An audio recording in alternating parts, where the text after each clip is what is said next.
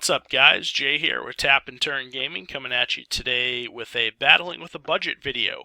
So today's video is for a subscriber requested build. Reebok 1984, one of our faithful subscribers, had suggested to us that we build a Tiny Leaders budget deck based around Anax and Cymede. So, Reebok, this is the video for you.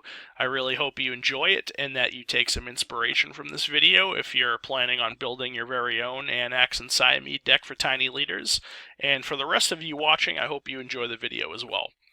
So, obviously, our commander is Anax and Cymede, a 3-cost 3/2 with First Strike and Vigilance, so those two abilities on their own are pretty sweet, if you ask me. Especially the First Strike. I feel like First Strike is a very potent ability in Tiny Leaders. But it also has Heroic, so whenever you cast a spell that targets Anax and Cymede, all of your creatures get +1/+1 and gain Trample until end of turn. That is very nice. So this deck is essentially built all around flooding the board with creatures, casting a whole bunch of very cheap spells, and going in for lots of damage. So that's more or less the idea of the deck, so let's actually take a look at the rest of the cards in it. First up, we'll take a look at the land base first. And before I do that, I just want to reiterate something that Derek mentions in just about every one of his videos, but it holds very true. If you guys want to truly be on a budget and, not spend a whole bunch of money, start with your land base first. Hands down, it'll save you the most money, I believe. Like Ravnica Shock lands, original dual lands, pain lands, fetch lands, all of those things will hit your wallet pretty hard. So, if you have the money to spend on them, by all means, go ahead and spend the money. But for the purpose of this video and this deck, we want to be on a budget of less than $50. So that's what I went with here in the land base. So let's take a look. We have an Ancient Amphitheater, a Boros Garrison, a Boros Guildgate, 6 mountains, 6 plains, a Scabland, Sunhome Fortress of the Legion, and a Windscarred Crag. So nothing crazy in the land base. It's only a 2-color deck, so pretty easy land base to come up with there. So next up, we will take a look at our instants, which are a very integral part of this deck. So like I said, what you want to do with this deck is get a whole bunch of dudes on the board, get your commander on the board, cast a whole bunch of these instants on your commander, and, just overwhelm your opponent. So what you'll see here is either very cheap white protection spells, and by that I mean spells that will target your commander, give them a protection of a color, a specific color of your choice. And then we also have some removal spells in here to get creatures out of the way. So, first up we have a Bathe in Light.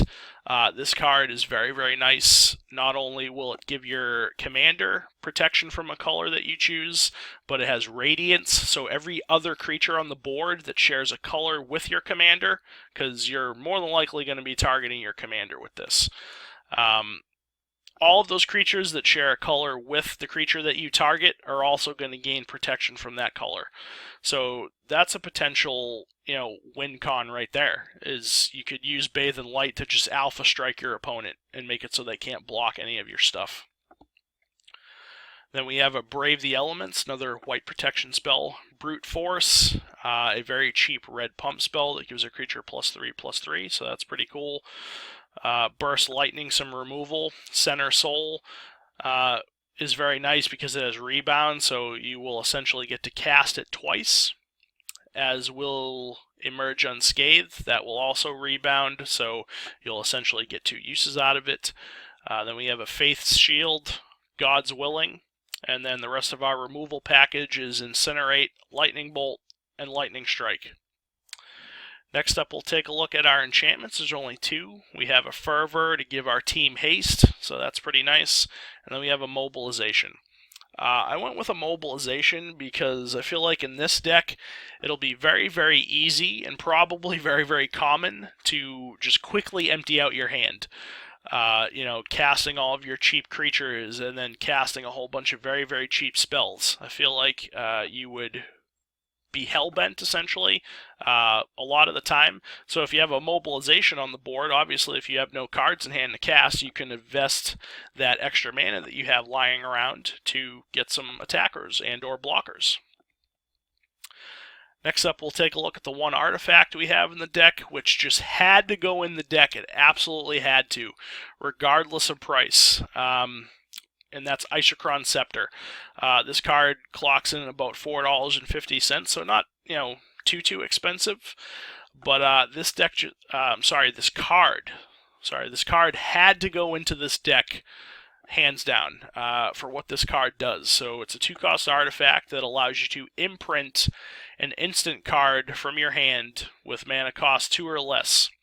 So essentially, if you take a Lightning Strike and imprint it on the Isochron Scepter, you will essentially get to pay 2 and tap the Isochron Scepter to copy the Lightning Strike and cast the copy without paying its mana cost. Now, the key word there is cast, because with Heroic, you actually have to cast a spell that targets whatever has Heroic. So I did have a concern with the Isochron Scepter, and I had to double check to make sure that it actually said the word cast on the card, which it does. So you may copy the exiled card. If you do, you may cast the copy without paying its mana cost. So this artifact is bananas in a deck like this. You will essentially just be able to cast whatever card that you imprint on it every single turn. Alright, and lastly, we'll take a look at our creatures in this deck. So the idea here was to either play guys that bring friends, or play guys that benefit from you casting spells, or just, nice little value creatures in red and white.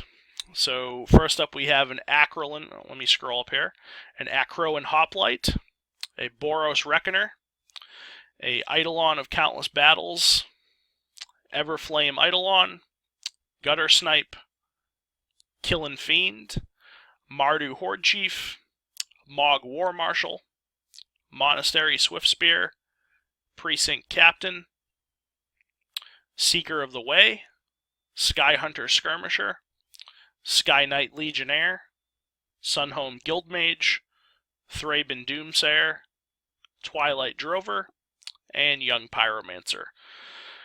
So, guys like, let's see, Mardu Horde Chief, Mog War Marshal, Precinct Captain, Thraben Doomsayer, Sunhome Guildmage, and Young Pyromancer, all of those guys bring friends. So, you'll get some tokens off of them, and you'll just swarm the board and, cast a whole bunch of spells on your commander and make all of your tokens bigger. And then we have stuff like, Gutter Snipe. Whenever you cast an instant or sorcery spell, he shocks each opponent, so that's very, very nice. Killin' Fiend gets a +3/+0 for every time you cast an instant or sorcery.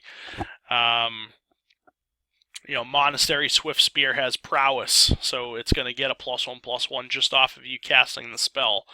And then we have things like, Sky Knight Legionnaire and Sky Hunter Skirmisher, which, are just nice little flying creatures. This guy's got double strike, so he's going to get bigger and probably, do some damage, and Sky Knight Legionnaire has haste, so that's pretty cool as well. Some other really cool creatures, Everflame Eidolon.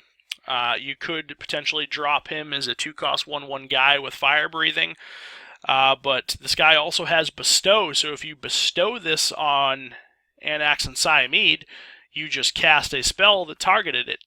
So the stuff with Bestow is pretty nice with Anax and Cymede as well. So, if you put Everflame Eidolon on this, they're going to get bigger, and you'll be able to give them fire breathing.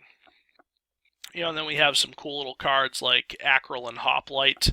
Whenever he attacks, he gets bigger for every other attacking creature that you control. So that's pretty nice. And if you have him on the board and you trigger Heroic, that guy's going to get big, and he's going to get Trample. So he's more than likely going to do some damage. But yeah, I mean, that's more or less the deck. Hope you guys enjoyed it. Reebok, I really hope you enjoyed it, especially. I hope you take some inspiration from it if you decide to build an Anax and Cymede Tiny Leaders deck. But yeah, just a couple of other things to talk about the deck, because obviously this is a battling with a budget video. So we wanted to stay under $50. The total price for this deck, as it stands right now, is $28.95. So that's a very, very attainable amount, I believe, for anybody. So, we stayed way, way under that $50 range. If you wanted to, spend a couple extra bucks, one card that I can think of right off the top of my head that would be phenomenal in this deck is Monastery Mentor. So, you could take out like Mardu Horde Chief and throw in a Monastery Mentor and just go bananas with him, getting a whole bunch of 1/1 dudes with prowess every time you trigger prowess with him. So he would be bananas in this deck. But just a couple of other things to look at. The overall balance of colors is almost right dead down the center, like 50-50. So it's essentially half red, half white. So pretty well balanced between the two colors. Obviously, the type of cards is the majority of the cards are creatures, lands, and instants in this case. And then our average mana cost is 2.06. So, obviously with this being a Tiny Leaders deck, it's going to be in that range regardless. So yeah, that about wraps up the video, guys. I hope you enjoyed it. If you did, throw it a like and a comment to the video, and subscribe to our channel if you're not already. We really do appreciate it. So, this has been Jay with Tap and Turn Gaming. This has been Tiny Anax and Cymede for less than $50. Again, hope you enjoyed the video. Like, comment, subscribe, all that stuff, and we'll catch you later. Thanks a lot.